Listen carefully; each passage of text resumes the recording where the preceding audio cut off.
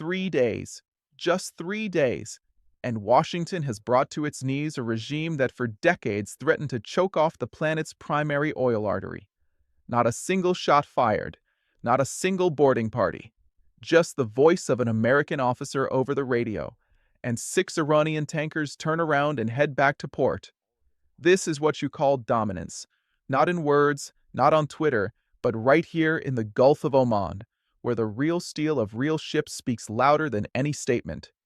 Today, we're breaking down what's happening in the Strait of Hormuz right now, why China has suddenly decided to play nice with Trump, and what really lies behind the phrase permanently open strait.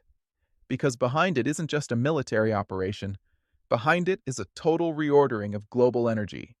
Watch until the end. So, let's break down what is actually happening. Day 3 of the American naval blockade of Iranian ports. The zone of operation.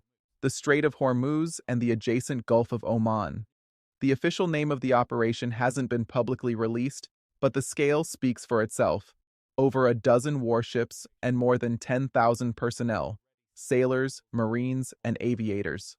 Leading the charge is the aircraft carrier USS Abraham Lincoln, which has been on station since late January.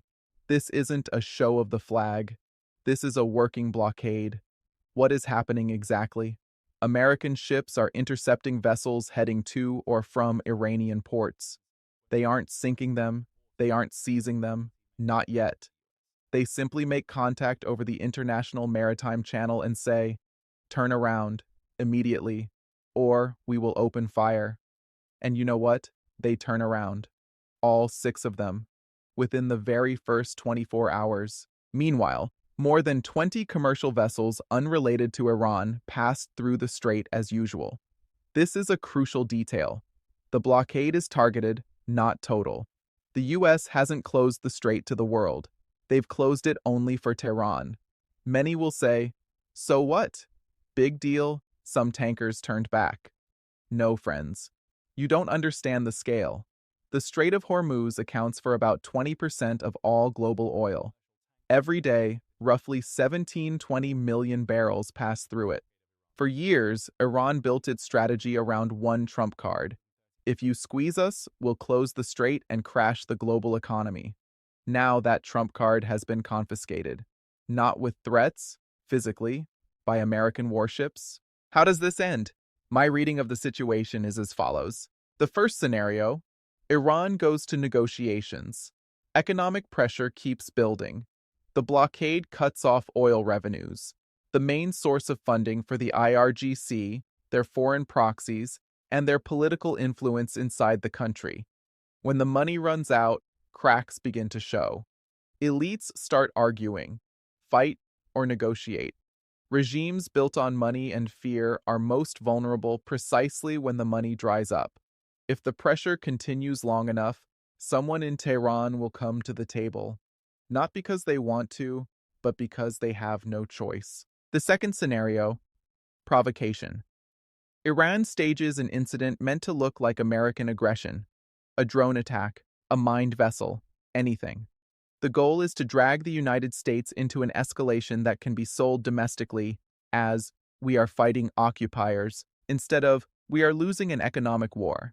The risk here is enormous, because an American response to a direct attack would not be diplomatic. The third scenario, and the most interesting one, is quiet collapse. The blockade holds for months. Iran's economy deteriorates rapidly. The streets fill again with protesters. The regime is forced to spend resources suppressing internal unrest. And Washington simply waits. It does not attack. It just stands there and waits for the system to break from within. This is the most uncomfortable scenario for the IRGC because it gives them no image of an external enemy, only a mirror reflecting their own failure.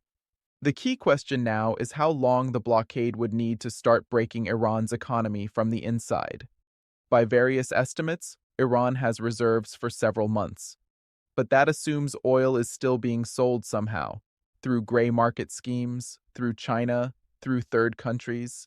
If the blockade shuts those channels too, the countdown moves to weeks. And the last thing I want to say, the world is watching not only Iran. Taiwan is watching, North Korea is watching. Every regime that has grown used to using sea lanes as leverage in negotiations with the West is watching. And they see this. When the American fleet decides to block something, it blocks it. No long debates at the UN, no years of sanctions packages. Ships take their positions, and 6 tankers turn back home.